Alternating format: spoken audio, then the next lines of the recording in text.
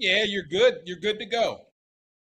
Welcome back, ladies and gentlemen. Another exciting edition, a Russian edition of Two Men in Black and White. How dare this jackal of a human being invite an international war criminal to the shores and the proud and pristine land of America? Vladimir Putin, glad handing with Trump like they're old buddies. Like there's nothing going on around the world except for them. And what a mess it is. And here's the best part, we'll never know what they talked about, which is absolutely disgusting. All right, folks, let's get into it. Brock Ganeles joins us now from the Hudson River Valley with a look at what's happening in your world today. Brock, this is absolutely disgusting. I can't stand the sight of Vladimir Putin on a U.S. military base, no less. Did you get anything that came out of it? I mean, have you gotten any word of really, supposedly Trump was, quote, making phone calls to Europe after the meeting, but, I mean, is there a follow-up meeting that's going to happen? Is this or is it, was that it? Handshake on the tarmac, ride in the beast? Of course, he let Putin into the presidential limo for a little joyride, and I just haven't heard much out of it in terms of any kind of outcome. But like you said, maybe we'll never know. Well, we're going to know because we're going to know whether we're still sending arms to Ukraine. We're going to know what Trump eventually says to Zelensky, and it'll leak out from the European allies on what Trump told them was, quote, decided, as if Trump's deciding for the world. The whole thing was kind of a mess, and it was just a photo op for Trump. Yeah, and Brock, isn't this the very definition of a lapdog? I fly into your military space. I, have a meal, hang out for a couple of hours at a territory that I've told my people still belongs to us. So I can go there anytime I feel like it. And then I'll tell you what to do and you'll go do it. Isn't that what a lapdog is? Yeah, I don't understand what Trump wanted to get out of it. Obviously, he always wants to win the day, right? So he wants to feel like he gets some grandiose, narcissistic, happy feeling out of the fact that he's meeting with other world leaders, particularly the autocrats, right, that he wants to be like. But other than that, I just don't see what came out of this, what the strategy was, and, is this, Trump's Hail Mary for a Nobel Peace Prize? Because he's, it's just such a fraud, and it's just an embarrassment. I don't know who's buying it in America anymore, except the hardcore Project 2025 MAGAs. The rest of the world's not buying it. No, not at all. And, when we look at it on the surface, remember, this is what led to his first impeachment, that perfect phone call to Zelensky. And it got him impeached. We did find a hero back then. When you talk about the folks that were willing to testify, and Alexander Vindman, among others, right, who spoke up and said, absolutely not. I was on that phone call. That phone call was improper. It was illegal. It was not in our best national interest, and it was not in the best interest of the world. So, hopefully, somebody's going to take a stand. Somebody in that room with Vladdy while he's writing out a to-do list, for Trump that he's probably going to put on his phone. Somewhere, somehow, we've got to have some sense of what the communication was in that meeting. This is far beyond the norms. You're on mute, bud. Just as well. We never got anything out of Helsinki. We never know what they spoke about. But at least there was a press conference that maybe gave us some idea. It just showed how outplayed Trump had been and what a buffoon he was. I just feel like we got less of that at this one. This was much ado about nothing. It's a fucking waste of time, except for throwing Ukraine under the bus and the fact that now there's going to have to be a global scramble to figure out how to protect Ukraine and Europe from Putin's aggression. The other positive I saw out of it is that the Alaskan people came out strong. The protest and Ukrainian flags was an impressive showing. You just see the bubbling up of the anger in the American people because that's a red state, right? I mean, can't. Yep. Can't hide it. He can't hide it. And he can't fight it because, he's sick to his stomach right now with all the people standing up to him and protesting and saying, this guy's not right. This guy's, basically, a moron. And now America's starting to see it, right? The only people rocking with him are, like we said, the Project 2025 Night Riders who are trying to push through that white supremacist agenda. And, these QAnon nuts are, like literally one file away from leaving this guy. Yeah, yeah. But while Trump was in Alaska, like the DC situation kind of got worse for him. I mean, Bowser stood up to them. They've taken him to court now. Apparently, they refused to name not a police chief, but who was, they refused to, in essence, hand over the control of the police force. Basically, they fought in every angle that they could play, and they've kind of, I think at least somewhat embarrassed Trump a little bit by fighting back, and that's the blueprint, right? Like everyone in every way pushes back. So the people in DC pushed back, the government pushed back, the heads of the police pushed back. I think the Attorney General of DC pushed back. So not Pirro, but maybe different title. But a lot of key players did.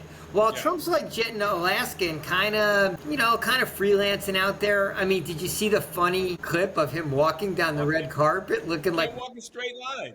Guy who had 12 beers in the last 2 hours at happy hour and was driving home. Guy just got pulled over. I mean, I don't know if he could have touched his nose in the moment. And I saw the Benny Hill music around it. I mean, he looked like a doddering old man, like a absolutely foolish, lost. What he looked like was a lost old man.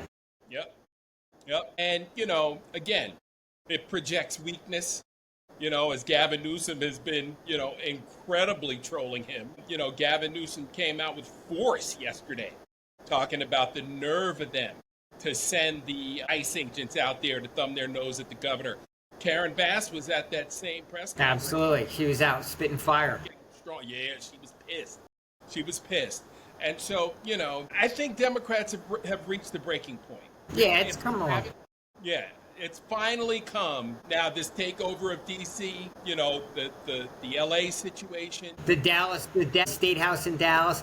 I think they've all they've been fucking slow, and there's still no real leadership in terms of a message, at least what the governors are fighting.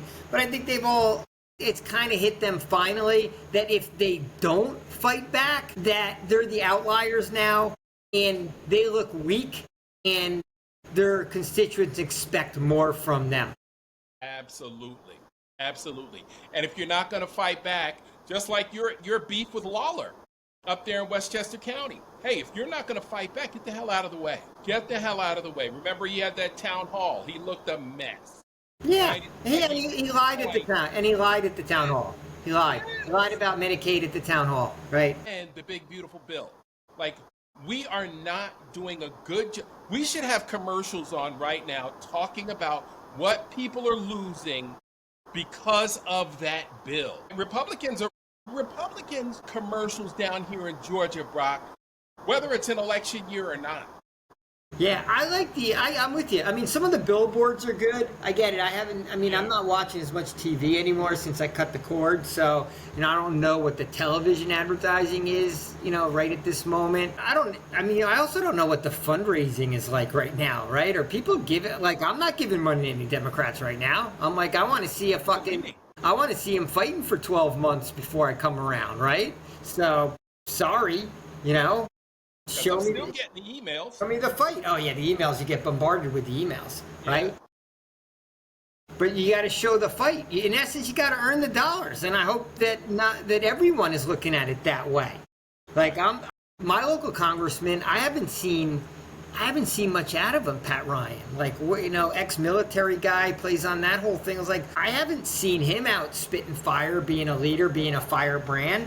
And I think that's now that's the new lowest common denominator. You can't just roll through. You have to be making noise now.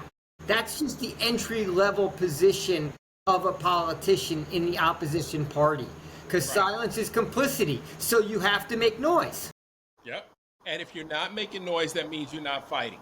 If you're not out there getting attention and drawing attention to what the Republicans are doing and how it's impacting Americans' everyday lives, then what the hell are you doing? What the hell are you doing? Exactly. What are you doing? I mean, think about the Congress people. They're not even in session, right? Johnson sent them all home. So they've had 30 days to do all kinds of shit. Town halls, smaller meetings, I don't know, phone calls, radio interviews. I was going to say radio interviews, TV interviews, podcasts. A lot of time on their hands because they're not legislating. So really, I mean, they got to be marketers and fighters. And I saw a good little like meme today or something like it was like why do Democrats always bring like a pencil to a knife fight, right? And it showed the knife slicing the pencil, and I'm like, yeah, like fucking drop the pencil and pick up a fucking knife. At least it's a gunfight. Maybe you got to pick up a gun. They've got to. They've got to. And you know the thing about it is, again, we know Americans are stressed. Right? But Americans are not getting up and doing it because they don't want to make any sacrifices. And that's the thing that's pissing me off. Like, we need to have, a 50-51 in DC, right? Like, everybody come to DC on a Friday so we get the whole weekend to gum up the works, right? And just shut everything down. Let's just make it difficult for them. Let's just make it hard for them to govern. Let's make it hard for them to walk around comfortably.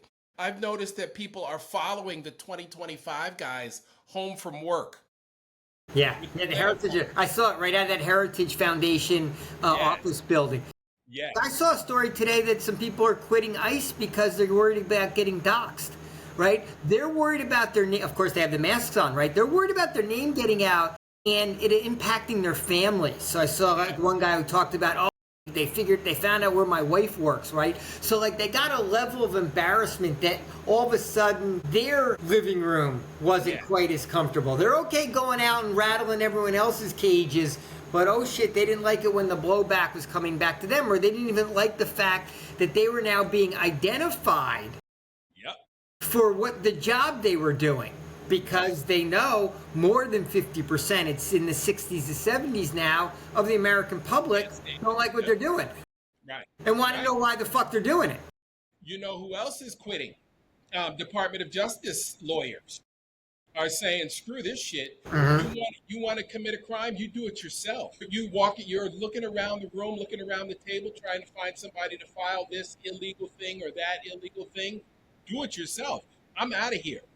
A ton of those lawyers have left and gone into the private sector because they're like, look, I'm not breaking the law for you. Yeah. Right? Screw this shit. As they should. In fact, the guy who threw the hoagie was a Department of Justice employee.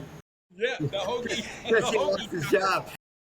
That guy's like famous. I mean, he should monetize it. Hey, if that Hucktua girl could make millions on one clip, this hoagie guy, if he can't, he can leverage he can leverage this. All he's got to do is cut a video throwing a hoagie at somebody.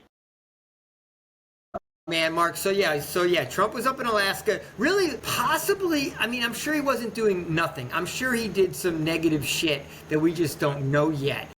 Right. But I did get the feeling, because I kept looking for the action and the clips and what was going on there, that, like, he didn't get it wasn't that substantial. Right. Like, it was like a road trip he went on. He might as well have been playing golf, right? Like, there wasn't any memorable moments. There wasn't any announcement. There wasn't even, like, it didn't even feel like there was a good press conference. Like, it felt like it didn't have much follow-through. Sizzle. We'll see. Like, are they on planes flying home now? Like, is it over and gone and done? That's my sense. That's what they were reporting, is that, after the meeting, they were both getting on. Yeah, Putin's not staying overnight in Alaska, like security. So he's gone, right? Because there's no meetings tomorrow. Okay. Right. I mean, Trump, I assume, feels like he won the day, but. Well, Brock. Soft day. Yeah, Putin's been indicted. Yeah, right? he's a war criminal. He's killing people. I don't understand how he announced his travel plans to the U.S. and the international court wasn't there to pick him up. No, Right? we'd have to, because we, our DOJ wouldn't let him. We wouldn't allow it. Yeah. America wouldn't allow. We wouldn't allow him And into that's the why they country. did it on it. That's why they did it on an air force on the military base. Yeah, it was. Right? Because you wouldn't allow access. No one would get access. No Yeah. one would get access, and if you did, it might be considered a hostile act or some nonsense. But it's interesting that we would harbor a war criminal. If only for a few hours, it's enough for him to get his marching orders across to Trump and tell him what he wants done in Europe and other places. I've Look, always if today's meeting was a big winner, he would invite like a Kim Jong-un to Alaska also and do a face-to-face meeting with him. Like he would look. Trump's just looking to have attention in the moment, right? He's just looking for positive attention because, as you mentioned earlier, the Epstein files is just constant negative attention. Do you see that with that one victim out there today saying she was getting raped like 3 times a day? Like the stories are getting worse and they're getting more and more airtime, and it just makes you wonder why they hadn't before. How all of this media, both legal and media-wise, it was so suppressed. But now more and more of the stories are coming out, and they're basically as bad as we could imagine them to be. Yeah, I mean, that's what human trafficking is. There is nothing nice about human trafficking, right? We think because it was done by billionaires and millionaires that it must have been okay, must not have been that bad. Yeah, rich white people were doing it. Right. So, I mean, you're getting raped 3 times a day. You're getting raped 3 times a day. That's traumatic activity. Yeah, I mean, 3 times a day. these lives are almost can never be put back together, right? Yeah. These people are damaged forever. Alicia Arden, another Epstein victim. He used the guise of, I'll get you in the Victoria's Secret catalog. Bring your portfolio over to my hotel. She brings the portfolio over, and Epstein says to her, let me manhandle you, and starts ripping her clothes off and rapes her. I mean, the stories are awful. Yeah, well, Wexner, the Victoria's Secret guy, was one of the funders. Yeah. We got to see who the other funders were. Yeah, I mean, those files are just going to be, I mean, it's just going to be. Well, see, but When the floodgates open, I mean, somebody's got to leak these files. I mean, this is just absurd that no one has leaked these at this point. But you know what, Brock? I don't think we'll find out who the funders are because they don't want us to know who they are, because Epstein put them on camera and said, look, you will turn over control of your finances to me, or I'll release these videos. Yeah, but like JP Morgan Chase paid a fine. All these big banks paid fines. They wouldn't have paid fines if there wasn't some wrongdoing. So if we had a real DOJ go in there, they have no recourse but to hand over the records, and then the American people would get the full record. And that's what the Democrats should be talking about doing. Yep. When they have control of the government again, that this is going to be the first investigation that happens, is going to be a thorough recounting of all the funding behind Jeffrey Epstein. What if they did that? And we're going to go look into all these fines that were paid by the big banks that suppressed whatever the story was, because we never heard stories. We just saw fines getting cut, checks getting cut. And that should be another thing the Democrats should be talking about, just like putting money into FEMA, restoring DOE, throwing more balloons in the air so Noah actually knows where a hurricane's coming. First hurricane of the season's coming. Too bad we don't have FEMA or good science. So, okay, but we got Alligator Alley. Hope that's going to protect you people of Florida. You got Ron DeSantis and Alligator Alley, but other than that, hope it's not coming to your town. Yeah. Got nothing. Yeah, good luck with redistricting while you're trying to put a couple cities back together. You know what I mean? Yeah, Because I hear you. storms are getting stronger. Every year they're getting stronger. And and now we're not even. Yeah, we're not doing any of the research. Yeah. Okay. But what else you got for today? I got so many quick hitters for you today. Let them rip. Okay, so I watched I read the NFL thing from yesterday, and just came to the conclusion it's a joke. It's such a, not only the teams have 4 choices, right? And racism's just one of them, but one of them's like show love or give love, like the most generic, non-controversial, useless monikers. Waste of time, fake caring about it's not even a good racial equity, but but no one's allowed to mention Colin Kaepernick's name, right? Ever again, right? He was going to destroy the league because he kneeled down during the national anthem. I have a question for you because I thought it was really interesting. Anna Navarro wrote an open letter to Gloria Gaynor asking her not to accept the Kennedy Awards because Trump was out saying he had a 98% involvement in who the awards were given to, and that he passed on a lot of people, anyone who was too woke, because things are being done differently around here, right? This is his quote on the Kennedy Awards. But did you notice who did not accept the Lifetime Achievement Award? No. Who? And I'm curious, my question to you is, the answer is Tom Cruise, but my question to you is, what do black people think of Tom Cruise? Is he popular in the black community? He is with me. I've never heard, a disparaging word about him since he jumped around on Oprah's couch. I mean, he's Scientology, which is a problem and problematic. But he did not accept Trump's Achievement Award. That would have been a big win for Trump to get him there, saying that he had prior engagements. Right, because I'm sure he's shooting a movie somewhere in the country. But you would think he could find a couple hours to fly into D.C. to get an honor at the Kennedy Center, and then fly back to wherever he is if he really wanted to. Right, and you know what? I think it's part business, right? Because his movies sell, and they do big. I mean, look at the Mission Impossible franchise, right? What are they up to? 8 of those now? I think it's 100% business. Michael Jordan said, hey, Republicans buy sneakers also, got criticized for it. I think Cruz is like, why would I do anything political? I'll lose half my audience one way or another. But will Trump let him get away with snubbing the Kennedy Center Awards? Because I think the noise level is going to come up and it's going to look like Cruz is protesting against Trump. I hope he is. Now, remember, Tom Cruise has not been one to get involved in any of these controversial topics. I mean, he's been Teflon and just kept his head down. And, I would hate to think that he's MAGA, and if he was, I feel like he'd come out and say it. And he'd show up. Right. But here's the other thing. Think about his Mission Impossible crew, right? Got a black man, got an Asian woman, and another white guy, right? He keeps a little diversity around him, right? And although, most of the actors and actresses in the films are white, his core team, has a little diversity in it. Okay.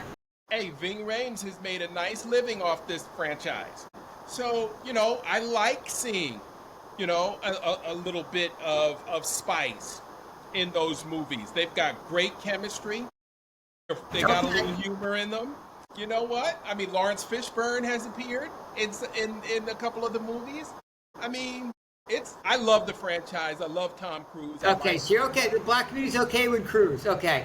Yeah, because I wondered even in the black community on Scientology in general, because I kind of view it as like a 99%, lunatic white people behind fences, doing some crazy shit and just a disastrous organization that's quasi-religion and the more you learn, the more it scares you type of thing. But but I don't see or hear a lot of folks, in the black community talking about Scientology. I don't hear about folks talking about black Mormons. It's another one. We don't see a lot of black folks floating around out in Utah. But look, I'm a Tom Cruise fan. Top Gun is my shit. I can watch that anytime. Well, my take here is I want this to bubble up into a huge controversy. Right. Tom Cruise wanted no part of it. He just got dragged into it because he got offered the award. So now he's stuck. So now he almost can't win because if he says yes, he's screwed with right now 62% of America who are anti-Trump, right? And if he says no, now he's on the wrong side of Trump, and now it can look like he's snubbing Trump and protesting, and which is the way I want it to look. And I want Trump to have to go after Tom Cruise now. Cruise is going to try to stay as distant and like, oh, I just can't make it because I can't fit it in. Oh, you can't fit in a visit with the President of the United States at the Kennedy Center? Right. Okay, what movie are you working on right now? Let's see your calendar. You know what? We'll do the awards night any day you can make it. How's your calendar look, Tom? So I want it to be, because I want Trump, the way Trump's going after Taylor Swift, I want him going after Tom Cruise. Right. Well, because I want him to just alienate everyone that anyone sort of roots for or cares about or likes. So I just find that an interesting conundrum for Mr. Cruise, and I'm praying that it blows up into a bigger controversy. That would be awesome. All right, what else you got? NFL, Tom Cruise? What else has you hacked Well, on? I wanted to go. I wanted to see. Have you seen the Navarro appeal to Gloria Gaynor? And does the black community really, is Gloria Gaynor a prominent? Gloria Gaynor is huge. Oh, okay. Okay. Because I thought she's just a one-hit wonder and like. I will survive. No. Yo, Gloria Gaynor is the shit in any era. Okay. So, yeah, I would be shocked if she shows up. Anna Navarro is dead right. But, you know, you could play Gloria Gaynor's jam at any wedding, and that thing is going to rock. You know Gloria Gaynor's hits when you hear them. And so I would be shocked. Anna Navarro is right on point. Asking her, you know, almost demanding that she not go. Nobody in their right mind should go. I mean, Sly Stallone, I mean, he's brain dead anyway. You know, I'm not a fan of his. I haven't watched Tulsa King. I haven't watched the Sylvester Stallone movie in, you know, a month of Sundays. I can't think of the last Sly Stallone flick I watched. You know, watched him mumble through maybe the Rocky where he beat the Russian. That was the last one? Was that 2 or 3? Yeah, that was like number 2, you know. I mean, look, the original Rocky's a great movie. Like he nailed it, right? Yeah. No. And the original Rambo was a good movie. I mean, you know, it was. Yeah. But yeah, I'm not a Stallone guy. Okay, era. So I totally underestimated Gloria Gaynor. That's the white guy in me. I got the one song. Okay, I didn't realize she's as huge as that. Why would she have been selected? Why would she not be considered woke? Because white folks know her. Oh, okay, so white people like the song also. So Trump probably likes the song. Yeah. Heard it at a couple weddings himself. Yeah. You think he knows she's black though? Yeah. Okay. He's got to know. She's been around long enough for everybody to know her face and who she is. But do you think that she knew in advance that she was going to get invited? Do you think they screened it in advance? Because you see, remember, you know that whole presidential fitness thing that came out a week ago? Like Saquon Barkley said that he had already turned it down, and yet his name was on the list. I think. Yeah, Trump doesn't care. Yeah, Tua. What's his last? Tagliova, right? The Dolphins quarterback Tua was part of the advisory committee also, and he had no effing idea. Yeah, just no one asked him. He was just on this committee. So I wonder if it was the same for Gloria Gaynor. Like she just got. I mean, he doesn't care. He doesn't care. He cares in that he doesn't want to be embarrassed and have nobody show up, right? So you'd think he would select people that would attend. Well, see, he thought Saquon would be part of that physical fitness thing because he came, because he went and visited him in the White House, which I didn't think Saquon should have done. But okay, he's his prerogative. Right, but so he got into the ecosystem, and now they're using him. Yeah, that's what you knew. You're going to get played. Don't let yourself be photo-opped. It's out of your control. Right. So yeah, man. You know, it's a crazy time. If I was any of those honorees, I wouldn't go to the new Melania, I was a stripper Trump Art Center. That's also going to be high on the to-do list. I need to see an executive order that changes that back to, you know, American Camelot, back to the Kennedy Center immediately. Immediately. That needs to be a first order of business. Start tearing those Trump letters down anywhere they exist. And his orange portrait, should be thrown in the circular file as soon as the next presidente arrives. Adding that to the list. The list of things that change right away when power changes hands, right? And that list should be like a laundry list and give people a reason to come out and vote because they see something on there that they want or want back. There's going to be a lot of things that people want back, right? Because Republicans crushed. Government sucks. We need less government. We need less rules. We need less regulations and all that stuff. But we're realizing we need less science. We need less intellects. We need less education. But now we're realizing that, government does a lot of good things. Yeah. We all like to complain, but government does a lot of good things. And now when we see that they've all been taken away, we want them back. And we want our tax dollars going to things that matter to us. Right now, it's corrupt. Basically, our tax dollars and the extra tariff dollars are going. Did you see how many? We talked about this the other day. 107,000 beds are going to be created in concentration camps across the country. It's fucking absurd. That's where the money's going. Into private companies building concentration camps versus all the 10 things that I listed before that actually matter to people. Our dollars are being misspent. If we're just going to keep it at the kitchen table, our tax dollars are being allocated in ways that the American people don't want.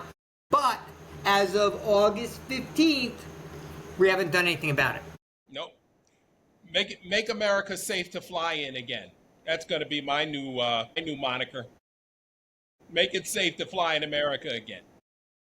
People didn't realize how important air traffic controllers were until we had a couple of planes crash into each other. There's still a whole bunch that have bumped into each other on the tarmac, and there've been a few that close calls that dodged each other midair. So there've been, well, you know what? America is safe to fly into for Vladimir Putin. So it's safe for foreign autocrats. It's just like so many other things, not safe for the rest of us. Unbelievable. Unbelievable. All right, bro. Good stuff, man. Happy Friday. We made it. Always pleasure. We got through. Yeah, now I just want to make it through summer. It's so damn hot. I know, bro. Okay, we'll pick it up again tomorrow. Always a pleasure, Mark. Take care. Sounds good, bud. Peace.